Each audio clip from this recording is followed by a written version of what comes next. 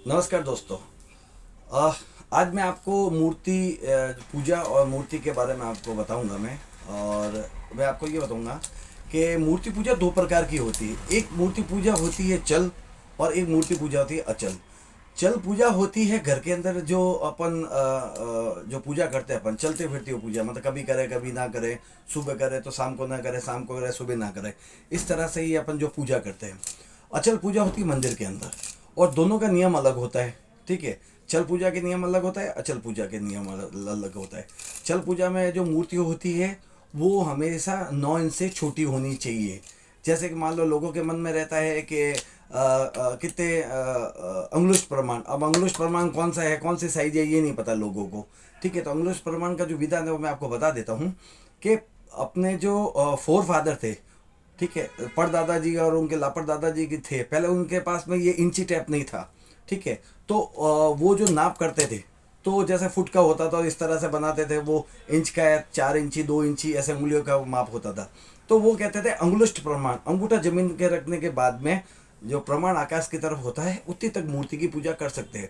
तो वो जो फिगर आता था उनका, क्योंकि अब धीरे धीरे शरीर छोटा हो रहा, हाथ छोटा हो रहा है, तो पहले का जो आता था उनका हाथ का जो क्राइटेरिया, वो आता था 9 इंच। तो अब 9 इंच तक की पूजा घर में आप कर सकते हो। ठीक है, और 9 इंच से बड़ी जितनी भी मूर्ति है आप मंदिर में पूजा कर सकते हो। तो ये साइज़ को लेके जो लोगों के मन में भ्रांतियाँ है वो इसको दूर होती है। 9 इंच की पूजा आप घर में कर सकते हो, 9 इंच से बड़ी जो भी है वो मंदिर के अंदर पूजा होती है। और जो मूर्ति है घर के अंदर, उसकी प्राण प्रतिष्ठा की आवश्यकता नहीं होती है, क्योंकि जब मूर्ति की प्राण प्रतिष्ठा करते हैं तो उनको फिर है ना 2 टाइम की आरती, भूख बगड़, सर्दी गर्मी जो भी चीज़ें होती है, ठीक है, उनके अंदर प्राण आ जाते हैं, तो उस हिसाब से उनको भगवान की पूजा करनी होती है।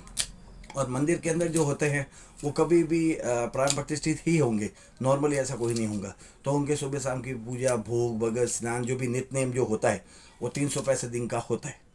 ठीक है, और जो चल पूजा है वो घरों के अंदर करते हैं, अचल पूजा मंदिरों के अंदर करते हैं। मंदिरों की साइज समझ में आ गई, और हर एक भगवान की जैसी उत्पत्ति है वैसे उनके भोग है, उनकी पूजा का वैसा है विधान है।